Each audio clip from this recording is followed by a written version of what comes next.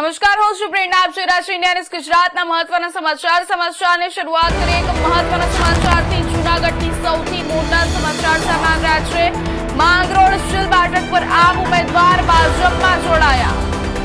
મહત્વની અપડેટ જણાવી દઈએ. ભીમજી માલમે ફોર્મ પરત ખેંચી ભાજપને સમર્થન આપ્યું. ભાજપ ઉમેદવાર જયેશ ચુડાસમાને મળ્યો મોટો ટેકો. આપને ઝટકો લાગ્યો, રાજકીય સમીકરણોમાં ફેરફાર સામે આવશે. મહત્વની અપડેટ જણાવી દઈએ. જૂનાગઢમાં માંગરોળ સ્ટીલ બેઠક પર આપ ઉમેદવાર ભાજપમાં જોડાયા. ભીમજી માલમે ફોર્મ પરત ખેંચી ભાજપને સમર્થન આપ્યું. જણાવી દઈએ, જૂનાગઢ જિલ્લામાં માંગરોળની સ્ટીલ જિલ્લા પંચાયત બેઠક પર આમ આદમી પાર્ટીને મોટો રાજકીય ફટકો લાગ્યો છે. આપના ઉમેદવાર ભીમજીભાઈ માલમે પોતાનું ઉમેદવારી ફોર્મ પરત ખેંચી લીધું છે. મળતી માહિતી મુજબ તેમણે ભાજપના ઉમેદવાર જયેશ ચુડાસમાના સમર્થનમાં ફોર્મ પરત ખેંચવાનો નિર્ણય લીધો છે. બાદમાં ભાજપ આગેવાનોની હાજરીમાં તેમણે ભાજપનો કેસ ધારણ કર્યો અને સત્તાવાર રીતે ભાજપમાં જોડાયા. ભીમજીભાઈ માલમે જણાવ્યું કે ભાજપના ઉમેદવાર સક્ષમ છે અને લોકોના કામ કરતા ઉમેદવાર છે.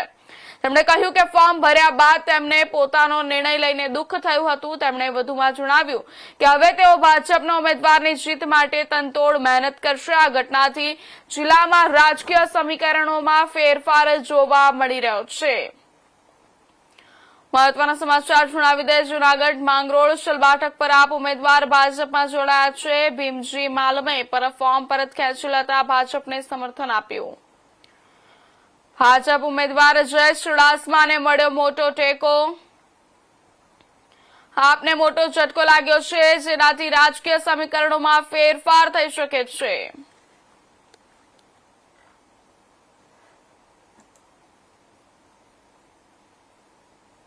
નારાયણભાઈ માલમ, મેં આજ સવારે આમ આદમી પાસેથી ઉમેદવારી કરેલ હતી, પણ મને 2-3 દિવસ ખટકતું હતું કે અમારા ઉમેદવાર જયેશભાઈ ભારતીય જનતા પાર્ટીના શ્રેષ્ઠ કાર્યકર છે અને આજુબાજુના વિસ્તારમાં બહુ એનું બહોળું કામ છે, એટલે ભાજપે એને ટિકિટ આપી.